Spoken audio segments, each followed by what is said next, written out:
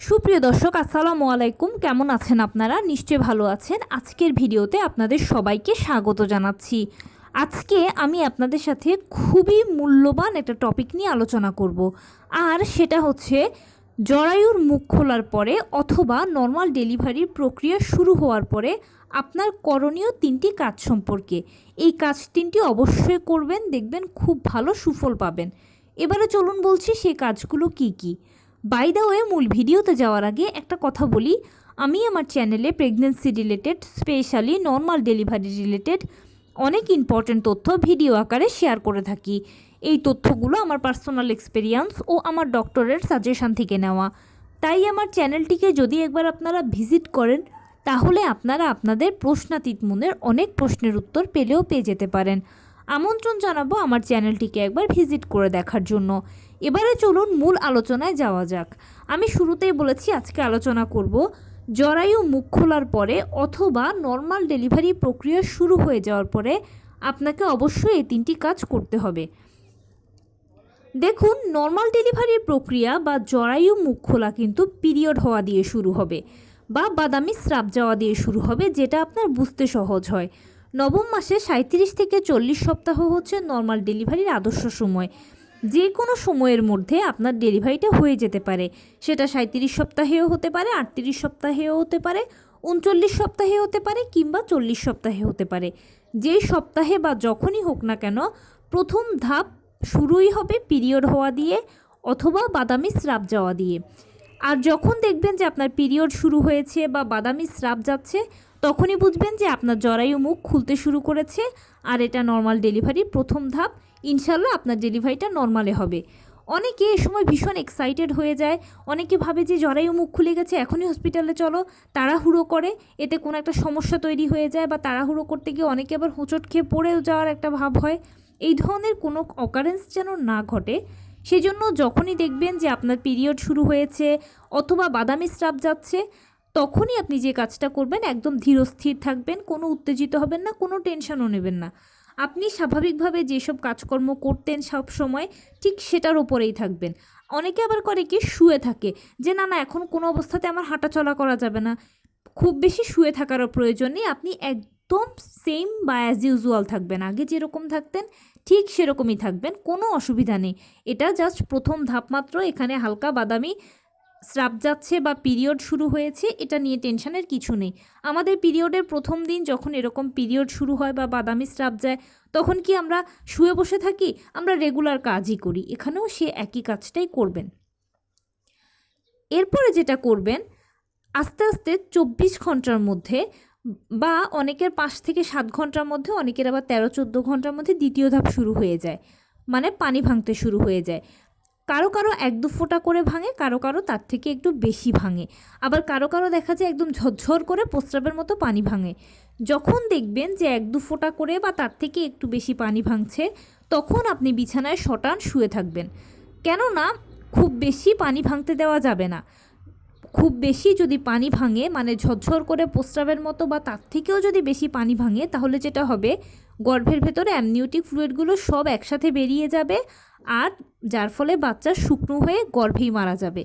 কিন্তু যারা দেখবেন বা যদি কখনো দেখেন যে আপনার একদম ঝরঝর করে প্রস্রাবের মতো পানি ভাঙা দিয়েই শুরু হয়েছে পানি ভাঙাটা, তখন যত দ্রুত সম্ভব আপনি হসপিটালে চলে যাবেন।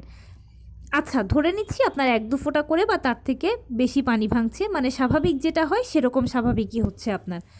এ পর্যায়ে তো আপনি বিছানায় শুয়ে থাকবেন বলেছি, কিন্তু তার পাশাপাশি ডাক্তারের সাথে যোগাযোগ করবেন। আপনি রেগুলার যে ডাক্তার দেখিয়েছেন বা যে হসপিটালে ডেলিভারি করাবেন বলে ভেবে রেখেছেন বা তাদের সাথে সব কিছু যোগাযোগ করে রেখেছেন, সেই ডাক্তার বা সেই হসপিটালে যোগাযোগ করবেন। তারা যদি বলেন যে হসপিটালে অ্যাডমিট হওয়ার জন্য, তাহলে তো হসপিটালে অ্যাডমিট হবেন।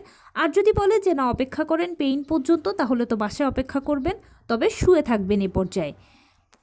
পানি ভাঙার সর্বোচ্চ 24 ঘন্টার মধ্যে, কারো কারো আবার 13-14 ঘন্টার মধ্যে, কারো কারো আবার 5 থেকে 7 ঘন্টার মধ্যে পেইন আসতে শুরু করে। এটা হচ্ছে তৃতীয় ধাপ নর্মাল ডেলিভারির। পেইনটা প্রথমে হালকা হবে, এরপরে মাঝারি হবে, এরপরে ভারী হবে। পেইন কখনোই এক নাগাড়ে হবে না, এটা থেমে থেমে হবে। কারো 10 মিনিট পরে পরে হয়, কারো 15 মিনিট পরে পরে হয়, আবার কারো আধা ঘন্টা পরে পরে হয়। ধরুন আমি যদি আপনাকে এটা সময়ের হিসেবে বলি, 7টার সময় আপনার পেইন শুরু হলো, জাস্ট কয়েক সেকেন্ড থাকবে, এরপরে চলে যাবে। আবার 15 মিনিট পরে পেইন আসবে, আবার কয়েক সেকেন্ড থাকবে, আবার চলে যাবে। আবার 15 মিনিট পরে পেইন আসবে, আবার কয়েক সেকেন্ড থাকবে, আবার চলে যাবে। এভাবে করে পেইনটা প্রথমে হালকা থাকবে, আর এই গতিতেই পেইনটা মাঝারি হবে, আবার এই গতিতেই পেইনটা আস্তে আস্তে ভারী হবে। ভারী পেইন যখন হবে তখন তো অবশ্যই আপনি হসপিটালেই থাকবেন, কারণ পেইনটা যখন উঠে যায় তখনই পেশেন্টরা সাধারণত হসপিটালে চলে যায়, কেউ কেউ আবার পানি ভাঙলেও হসপিটালে চলে যায়। আমার পার্সোনাল ওপিনিয়ন হচ্ছে যখন দেখবেন যে অল্প অল্প করে পানি ভাঙা শুরু হয়েছে তখনই হসপিটালে চলে যাবেন। এতে কি হবে, আপনার বাসায় থেকে আর কোনো বাড়তি টেনশন হবে না। প্রথম থেকে শেষ পর্যন্ত ডাক্তারদের অবজারভেশনে থাকতে পারলেন, যা কিছু পরবর্তীতে ডাক্তাররাই বলবে করবে সব কিছু ডাক্তারদের হ্যান্ডেলে থাকবে। যখন পেইন আসবে তখন অনেকে হসপিটালে চলে যায়। হসপিটালে যদি চলে যান তাহলে যেটা হবে যে ভারী পেইন আসা না পর্যন্ত আপনাকে হসপিটালের বেডেই রাখা হবে, লেবার রুমে রাখা হবে না। মাঝে মাঝে আবার ডাক্তার জরায়ু চেক করবেন কতটুকু খুলেছে। ডেলিভারির জন্য 4 সেন্টিমিটার বা 4 আঙ্গুল পর্যন্ত জরায়ুকে খুলতে হবে। জরায়ু যখন 4 সেন্টিমিটার বা 4 আঙ্গুল খোলে তখনই বডি ডেলিভারির জন্য প্রস্তুত। আর ওই সময়টাতেই কিন্তু ভারী পেইন হয়। আর ভারী পেইন মানে হচ্ছে এরকম নয় অসহ্য ব্যথা, অসহ্য যন্ত্রণা, এরকম নয়। ভারী পেইনটা হচ্ছে বারে কমে আসা। ধরুন আগে যদি আপনার 15 মিনিট পর পর পেইন হতো, এখন হয়তো 5 মিনিট পর পর হবে, 2 মিনিট পর পর হবে, 1 মিনিট পর পর হবে, কয়েক সেকেন্ড পর পর হবে। এই পর্যায়ে আপনি অলরেডি ডেলিভারি রুমে পৌঁছে যাবেন, এবং পরবর্তীতে ডেলিভারি রুমে আপনার সাথে যা যা প্রসেস আছে সেগুলোও হচ্ছে। যখন ব্যথাটা অনেক বেশি হবে তখন দেখবেন যে জরায়ুর কন্ট্রাকশান শুরু হয়েছে। জরায়ুর কন্ট্রাকশান মানে হচ্ছে জরায়ু সংকোচন হওয়া, প্রসারণ হওয়া, পেট শক্ত হওয়া, ছেড়ে দেওয়া। নবম মাসের যারা গর্ভবতী আছেন তারা হয়তো এখন অনেকটা এটা ফিল করছেন যে মাঝে মাঝে পেট শক্ত হচ্ছে, ছেড়ে দিচ্ছে। এখন এটা অল্প হচ্ছে, কিন্তু তখন এটা ঘন ঘন হবে, বেশি হবে। এরকম হলে বাচ্চা ভেতর থেকে চাপ দেওয়া শুরু করবে, মানে বাচ্চা আস্তে আস্তে জরায়ুর দিকে, যৌনাঙ্গের দিকে নামতে শুরু করবে। ঠিক ওই পর্যায়ে ডাক্তার আপনাকে বলবে যে মা আপনি চাপ দিন, জোরে জোরে চাপ দিন। তখন যদি আপনি জোরে জোরে 2-3টে চাপ দিতে পারেন তখন ইনশাল্লাহ দেখবেন ডেলিভারি প্রক্রিয়াটা খুব সহজ হয়ে গেছে, আর প্লাসেন্টা ডেলিভারির মাধ্যমে সাকসেসফুলি আপনার নর্মাল ডেলিভারি জার্নিটা শেষ হবে। এখানে 2টো টিপস আপনাকে দেব। সেটা হচ্ছে যখন আপনার পেইনটা শুরু হবে বা যখন পেইনটা দেখছেন যে এসেছে, সে পর্যায়ে কী করবেন, কিছু গরম খাবার খাবেন, বা আপনি যেই খাবারটাই খান সেটা একটু কুসুম গরম খাবেন। ধরুন পানি খাচ্ছেন, একটু কুসুম গরম খান। চা খাচ্ছেন, একটু কুসুম গরম খান। দুধ খাচ্ছেন, একটু কুসুম গরম খান। ডিম খাচ্ছেন, সেটাও একটু কুসুম গরম খান। ভাত খাচ্ছেন, রুটি খাচ্ছেন, বা যে কোনো খাবার খাচ্ছেন, একটু কুসুম গরম খাবেন। এটা খুব প্রাচীন একটা টিপস যে কুসুম গরম খাবারগুলোর পেইনকে দ্রুত বাড়াতে সহায়তা করে। আর যেহেতু আমি আগেই বলেছি যে ভারী পেইন না হলে কোনো মতে আপনাকে ডেলিভারি রুমে নেওয়া হবে না, জরায়ু মুখও 4 সেন্টিমিটার খুলবে না, ডেলিভারিও হবে না। তাই ডেলিভারি কাজটা যদি সহজ করতে চান, ভারী পেইন যদি দ্রুত আসুক এটা চান, তাহলে পেইনটা যখনই শুরু হবে তখনই কুসুম গরম খাবার খাওয়ার চেষ্টা করবেন। এরপরে যখন চাপ দেওয়ার পর্ব আসবে তখন যেটা করবেন, চাপ দেওয়ার সময় মাথার নিচে একটা বালিশ দিয়ে রাখবেন, আর 2টো হাতকে কিছুর সাথে মুঠি করে ধরে রাখবেন, অথবা যদি কেউ থাকে তাকে মুঠি করে ধরে রাখবেন। শক্ত করে ধরে রাখলে এবং মাথার নিচে যদি একটা বালিশ দিয়ে রাখেন তাহলে দেখবেন পুরো বডি থেকে একটা ভালো সাপোর্ট পাবেন। জোরে জোরে 2-3টে চাপ দিলেই বাচ্চা ডেলিভারি হয়ে যাবে। এখন হয়তো মুখে কথাটা সহজ মনে হচ্ছে শুনতে, কিন্তু আসলে ব্যাপারটা অতটাও সহজ নয় যে একটা মা তার বাচ্চাকে চাপ দিয়ে বের করছে। এটা কিন্তু মুখের কোনো কথা নয়। অনেক মা বলেন যে আমার ঠিক আছে, অভ্যেস আছে, বা আমি পারবো, একদম ঠিক আছি। কিন্তু বিশ্বাস করুন, ওই ডেলিভারি টেবিলে যখন আপনি শরীরের সব শক্তি দিয়ে চাপ দিতে দিতে দিতে দিতে সব শক্তিগুলো যখন শেষ হয়ে যায়, মনে হয় আমি আর পারছি না, দুর্বল হয়ে গেছি, তখনও ডাক্তার বলে যে মা আপনি করছেন কি, জোরে জোরে চাপ দিন, বাচ্চা বেশিক্ষণ ভেতরে থাকলে অক্সিজেনের অভাবে মারা যাবে, আপনি কেমন মা, জোরে জোরে চাপ দিন, জোরে জোরে চাপ দিন। তখন মনে হবে আমার তো শরীরে আর কোনো শক্তিই নেই। তাই চাপ দেওয়ার সময় যদি এই টেকনিকটা আপনি অ্যাপ্লাই করেন, মাথার নিচে বালিশ দেওয়া ও হাত দুটোকে কিছুর সাথে শক্ত করে মুঠি করে ধরে রাখা, তখন সেক্ষেত্রে আপনি দেখবেন যে অটোমেটিক ফুল বডি একটা সাপোর্ট দিচ্ছে আপনাকে। আর জোরে জোরে 2-3টে প্রেশার দিলেই বাচ্চা সহজেই ডেলিভারি হয়ে যাবে। ডেলিভারি প্রক্রিয়াটা আপনার অনেক অল্প সময়ের মধ্যে হয়ে যাবে।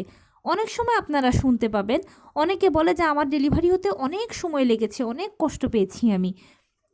কিন্তু এই ছোট ছোট টিপস গুলো যদি আপনি ফলো করেন এবং এখন যারা নবম মাসের গর্ভবতী আছেন বা এখন আপনি যে সময়ের গর্ভবতী যত সপ্তাহের গর্ভবতী আছেন না কেন ভিডিওটা শুনছেন বা দেখছেন না কেন আপনি এখন থেকে একটা কাজ করবেন, সেটা হচ্ছে নিয়মিত হাঁটাচলা করবেন, টুকটাক কায়িক শ্রম করবেন, লো কমেটটা ব্যবহার করবেন এবং সারাদিনে আপনি যা যেরকম কাজ করেন না কেন সব কিছুর মাঝে যেন হালকা ফুলকো কায়িক শ্রম থাকে এটা আপনি নিশ্চিত করবেন।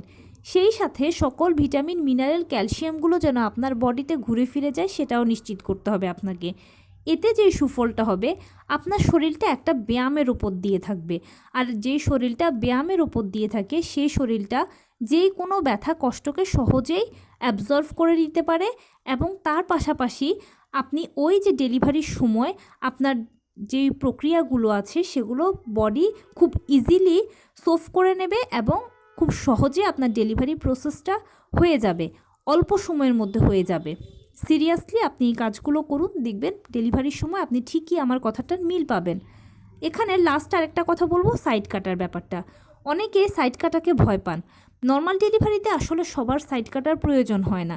বাচ্চার মাথাটা হলো 10 সেন্টিমিটার, আপনার পেলভিসটা যদি 10.5 থেকে 11 সেন্টিমিটার প্রশস্ত হতে পারে তাহলে ইজিলি বাচ্চাকে টেনে বের করে নেওয়া যাবে, আর সাইড কাটা লাগবে না।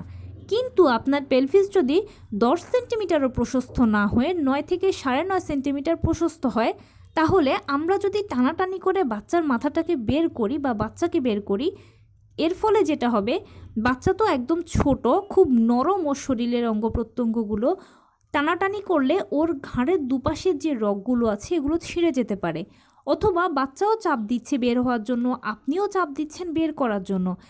সেখানে কিন্তু একটা বিশাল প্রেশার পড়ছে, যার প্রেশারে হতে পারে কি বাচ্চা ফট করে বেরিয়ে গেলে আপনার যৌনাঙ্গ এবড়োথেবড়োভাবে ছিঁড়ে যাবে, সেটা আপনার জন্যই পরবর্তীতে অনেক বেশি কষ্টকর হবে। এর থেকে ভালো যদি প্রয়োজন হয়, আমি আবারও বলছি যদি প্রয়োজন হয় তাহলে একটু সাইড কেটে দিলেই বাচ্চাও ইজিলি বেরোলো, আপনারও কোনো সমস্যা হলো না, আর সাইড কাটার পরে 7-8 দিন পরে ভালো হয়ে যাবে।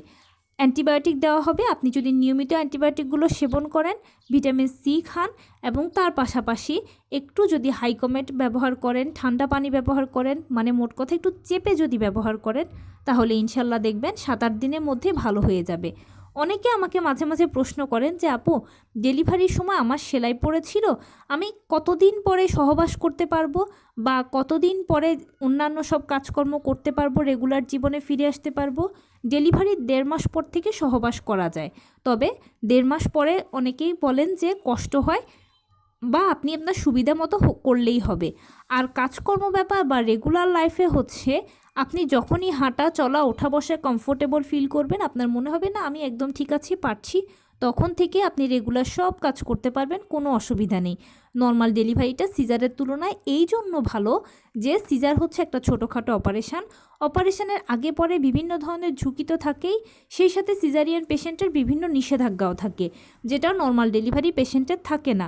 মোটামুটি নর্মাল ডেলিভারি পেশেন্টরা 40-45 দিন পর থেকে সব কাজ কর্ম সহবাস সব কিছু ইজিলি করতে পারে, কোনো অসুবিধে হয় না। শুধুমাত্র আপনাকে একটু 7-8 দিন যদি সেলাই পড়ে একটু কষ্ট করে চেপে ব্যবহার করতে হবে, অ্যান্টিবায়োটিকগুলো সেবন করতে হবে, দ্যাটস ইট। 7-8 দিন পরেই ভালো হয়ে যাবেন, কোনো অসুবিধা নেই। তো এই ছিল আজকের ভিডিও, কেমন লাগলো বলুন? যদি ভালো লেগে থাকে ও হেল্পফুল হয়ে থাকে তাহলে প্লিজ লাইক কমেন্ট শেয়ার করতে একদম ভুলবেন না, আর সেই সাথে আমার চ্যানেলটিকে সাবস্ক্রাইব করার বিনীত অনুরোধ রইল। বেল আইকনটি ক্লিক করে দেবেন যেন আমি ভিডিও আপলোড করার সাথে সাথে আপনারা নোটিফিকেশান পেয়ে যান। যদি কোনো প্রশ্ন থাকে কমেন্টসে জানাবেন, আমি রিপ্লাই দেব। প্লাস যদি কোনো পরামর্শ থাকে যে কোন বিষয়ের উপরে ভিডিও বানালে আপনারা উপকৃত হবেন সেটাও জানাবেন, আমি আপনাদের পছন্দের সর্বোচ্চ প্রায়োরিটি দেব। ভালো থাকবেন, সুস্থ থাকবেন, আসসালামু আলাইকুম।